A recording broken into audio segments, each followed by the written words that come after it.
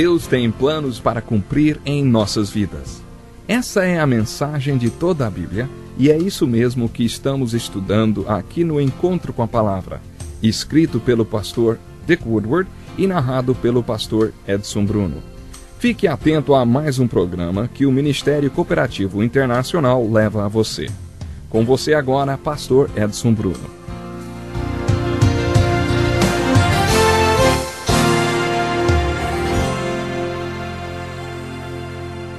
Muito obrigado, Darrell. Aqui estamos nós para mais um encontro com a palavra. Pegue sua Bíblia e junte-se a nós. Em nosso último estudo, vimos os grandes sermões de Moisés no livro de Deuteronômio. Terminamos fazendo uma aplicação daquele que os antigos rabinos consideram como mais importante de todos os sermões de Moisés, o do capítulo 6 de Deuteronômio, que diz respeito à educação espiritual dos nossos filhos. Esse sermão é seguido de outro sermão de Moisés, também muito importante e registrado no capítulo 8. Todos esses textos são os grandes sermões que Moisés estava pregando. Repetindo esses sermões, falam sobre a palavra de Deus e a importância de obedecê-la. Há ainda outra revelação nesse texto.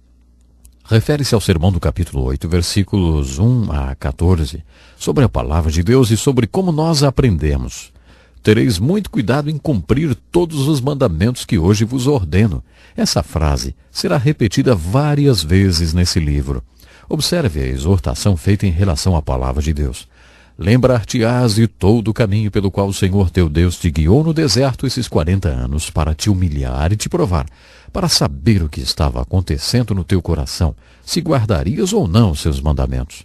Ele te afligiu e te deixou ter fome, depois te sustentou com o maná, que não conhecias, e que os teus pais também não conheceram, para te dar a entender que não só de pão vive o homem, mas de tudo que sai da boca do Senhor.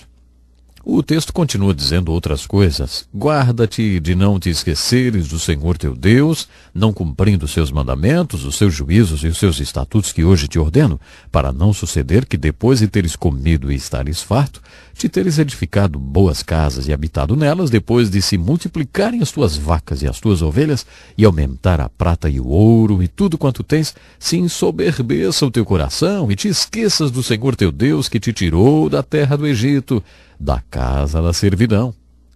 Sabe, o sermão do capítulo 8 de Deuteronômio, dos versículos 1 ao 14, diz, em primeiro lugar, qual é o propósito da palavra de Deus.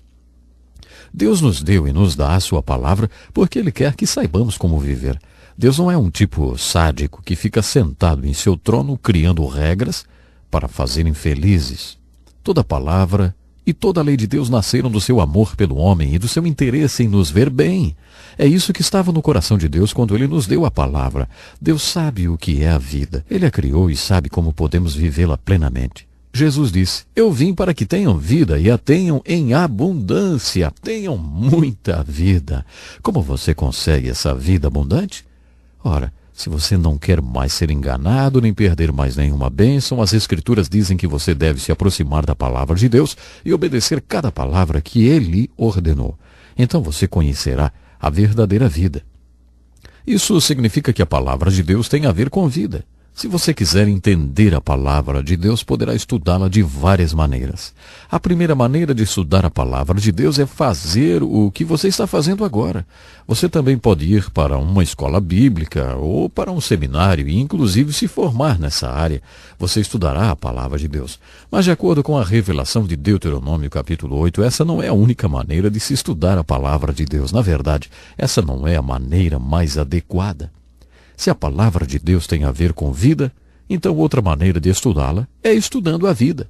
Creio que a palavra de Deus nos dá a compreensão da vida e que a vida nos dá a compreensão da palavra de Deus.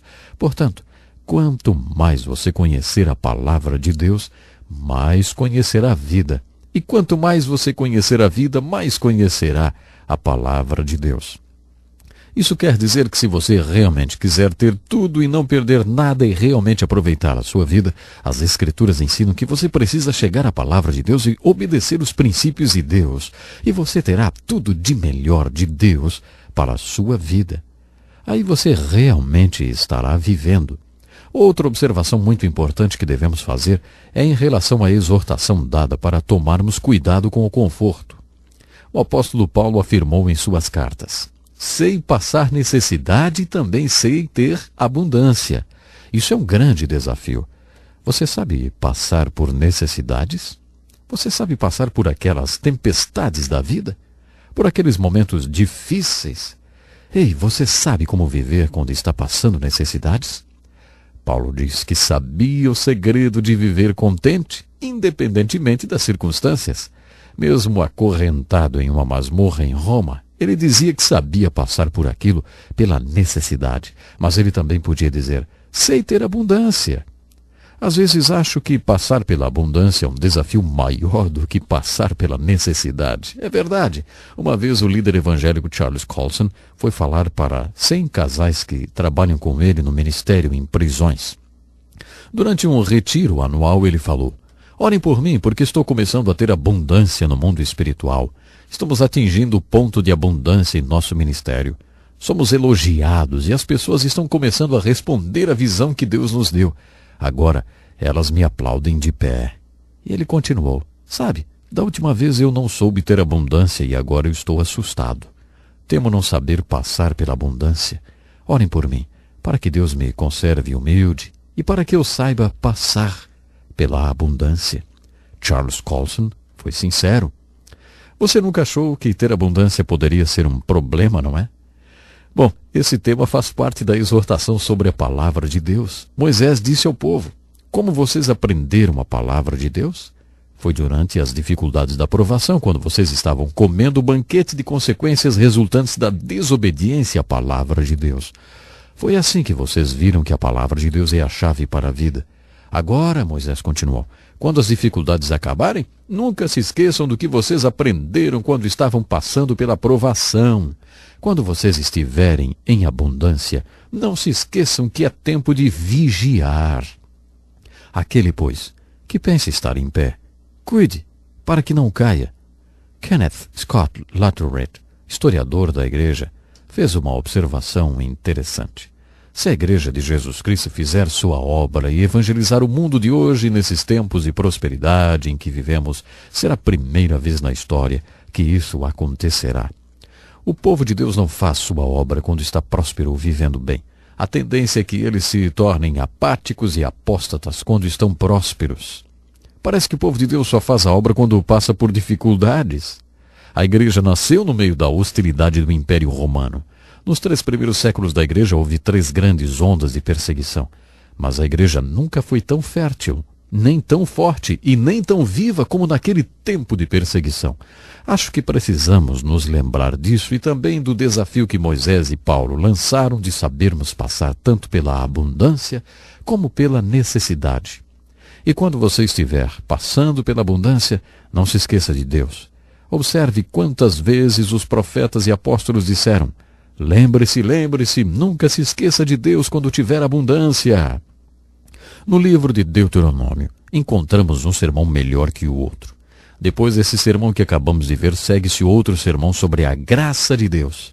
Moisés disse ao povo: quando o Senhor fizer vocês entrarem na terra prometida e vocês tiverem conquistado o inimigo, quando o Senhor fizer isso por vocês, não digam para vocês mesmos que o Senhor fez isso porque vocês são bons. Não, Moisés continuou, não é porque vocês são bons, mas é por causa da impiedade das outras nações que ele está fazendo isso. Não é porque vocês são um povo bom e justo.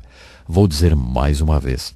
Ele está fazendo isso por causa da impiedade dos outros povos e por causa da promessa que fez aos seus antes de Abraão, Isaque e Jacó. Vou dizer outra vez. E essa era a 4ª vez. Acho que ele queria ter certeza que o povo tinha entendido. Jeová, seu Deus, não está dando essa terra boa porque vocês são bons. Porque, na verdade, vocês não são bons.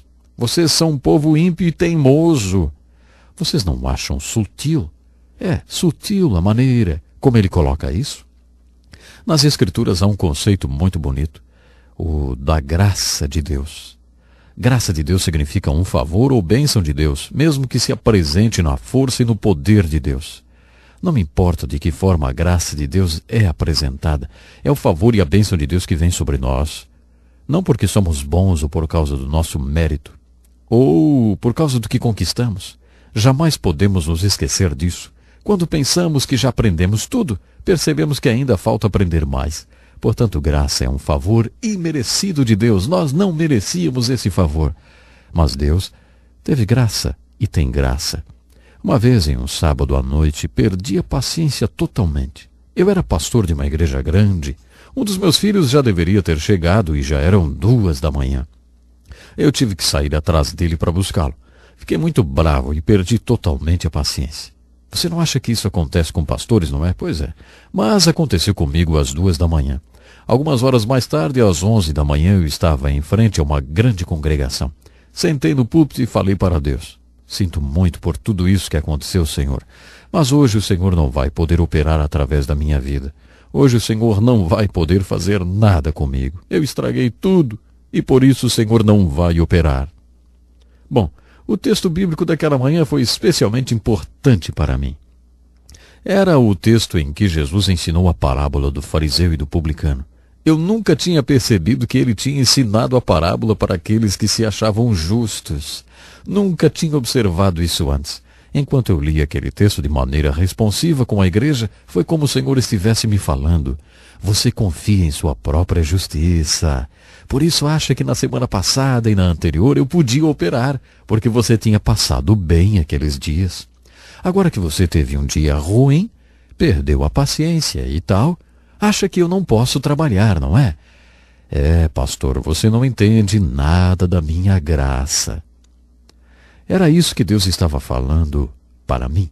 Então eu continuei e preguei do mesmo jeito. Eu quase não podia acreditar. A unção do Espírito Santo foi derramada poderosamente naquele dia. Talvez você ainda não tenha aprendido isso. Esse trecho diz, não é porque você é bom, mas porque Deus é bom. Ele ama e abençoa você. Ele é um Deus que possui graça. É isso que significa a palavra graça. E é essa a incrível exortação do capítulo 9 de Deuteronômio. Agora que você compreendeu esse conceito de graça, procure observá-lo em toda a Escritura, porque a sua salvação é explicada no Novo Testamento baseada nesse conceito. No conceito da graça. E é muito importante você pensar seriamente sobre isso. A graça de Deus tem tido espaço para atuar na sua vida constantemente? Bom, chegamos ao final do nosso programa. O tempo hoje já se foi. Programe-se para estar conosco na próxima oportunidade, quando vamos continuar a estudar os melhores sermões do melhor homem de Deus. Escreva para nós, enfim, entre em contato conosco e, sem dúvida, Deus tem algo especial para você através da sua imensa graça. Até o próximo programa. Que lição importantíssima. Obrigado, pastor Edson Bruno. Prezado ouvinte, coloque em prática o que você ouviu aqui. Sem dúvida, sua vida será grandemente abençoada. Este é um estudo escrito pelo Dr. Dick Woodward, na voz do pastor Edson Bruno. Escreva-nos e solicite o material. Nosso endereço é Encontro com a Palavra, Caixa Postal 2011, CEP 89201-970, Joinville, Santa Catarina. Até o nosso próximo encontro com a Palavra.